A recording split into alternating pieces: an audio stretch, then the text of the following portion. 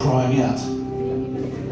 I slowly start to take in my surroundings again, and I remember Mother's dress. And I shake my head in remorse, but then I hear the child call out again, this time more strained and more urgent. And it seems to be repeating a single word I can't quite make out. Now I realise the sound is coming from the cliffs beyond the lighthouse. I jump to my feet in fear that some kid is lost up that dangerous track. But as I do, a spring protruding from the couch grabs the precious material and tries to wrestle it from my body. Twisting, I hear the sickening ripping sound and look down in panic at my now exposed hindquarters.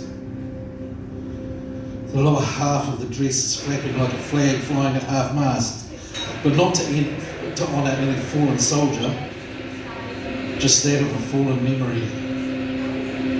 Christ, Mother's not going to be happy. The thought slaps me in the face as I remember she's gone, and I step back and I tumble off the deck, falling hard on the dirt path and cracking my head on the rocks. Then, as I try to stand, I must resemble a drunken Quasimodo, my eyes rolling, my back hunched, and with the ringing so loud in my ears it's like the bells of Notre Dame themselves. I finally make it to my feet with the help of the veranda posts. And once again, I'm aware of the condition of the dress. But before I have time to berate myself, the sound of the child calls out again. And I turn and I start to run up the track. But with every step, the stones cut at my bare feet, making my body twist and turn, ever more loosening the dwindling hold on the undulating dress. My intoxication and the gusting breeze do nothing to aid my stability as I stumble up the precarious path so close to the edge of the cliff.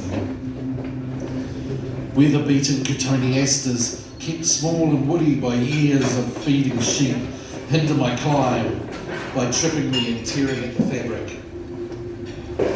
Then, finally, the plateau of sunburned grass opens up before me. Light-headed from my rapid ascent, I drop to the ground. I look up and I see black-backed gulls conducting aerial battles with one another. They rocket over the cliff tops and they fly skyward, and then they twist around the flagging paint of the neglected lighthouse. This time, I clearly hear the word wailed by the unseen child, and it screams, "Mother!" My instincts explode. It's as if I've been flung into the air by some unseen force, and like a bolting thoroughbred, I sprint towards the sound. But my sudden burst of energy exerts deadly pressure on what still holds the dress to my body. And then, as I run, I realise that real danger is right in front of me. I pirouette, I bounce, I then roll to a halt, and I stop less than a metre from the edge. And although I've skidded to a stop, Mother's gown keeps moving, as if thrown from my body and propelled into the turbulent air in front of me. And then it just seems to float out of reach above the ocean. Stunned, I stand naked and alone on the cliff top, and I watch the dress as it dances ghost-like, hovering in mid-air before dropping into the sea. And then it's gone. I collapse on the grass. I weep. I cradle my head in my hands and I lament my loss. I feel separated and completely abandoned.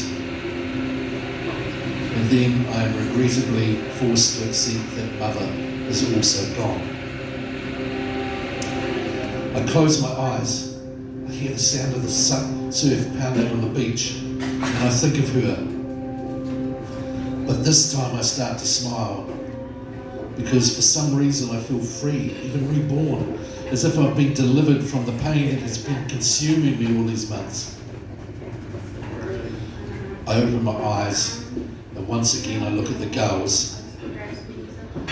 And then I start to laugh as I watch them rocket over the cliff tops, fly skyward, twist around the flaking paint of the neglected lighthouse. And now I clearly hear them calling out to me, "Mother, Mother, Mother."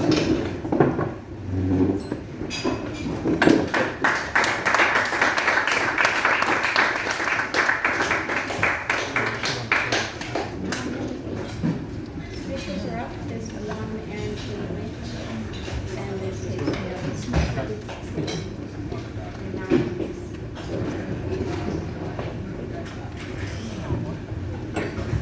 Good.